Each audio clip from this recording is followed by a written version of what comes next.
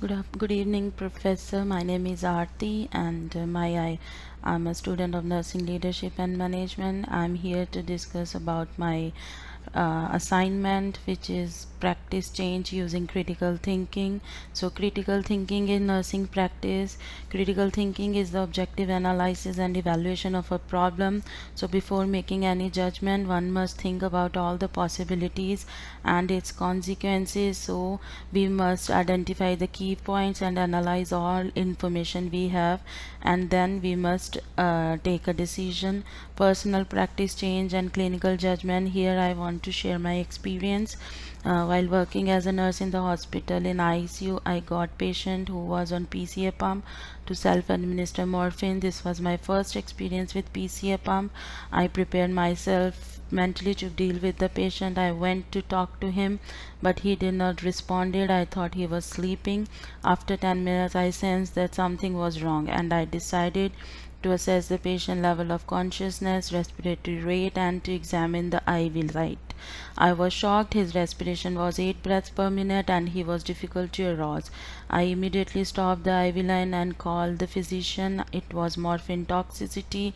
I administered naloxone as per the organization policies. I reflected critically on what I already knew and identified the problem. Patient was experiencing respiratory Russian doctor instructed me to investigate the cause, and it was pump malfunctioning, and I became very anxious and nervous after that. But I learned, so now I learned from this situation. So now whenever I got this patient, I will definitely check the functioning. So next I will discuss all the learning objectives till now. So we learned about the critical thinking and its importance, and what is the clinical judgment and reasoning. So critical thinking is a broad term that encompasses clinical reasoning and judgment.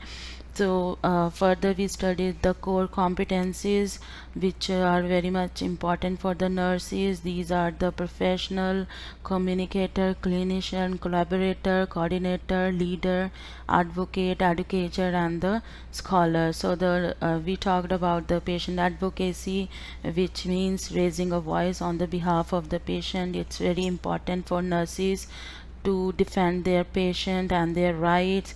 So next we learned about if we have to work as a RN in Ontario, Canada, we must know the CNO codes, ethics, and their values. So what are the values? Next are while working as a nurse, we face certain conflicts with the patient and with our co-workers also. So the nurses must know how to prevent the conflict and how to manage. So to resolve the conflict, nurses can provide clients follow the client's leads about information giving and decision making, and by understanding the meaning behind client's behavior, and also by with the colleagues, the nurse can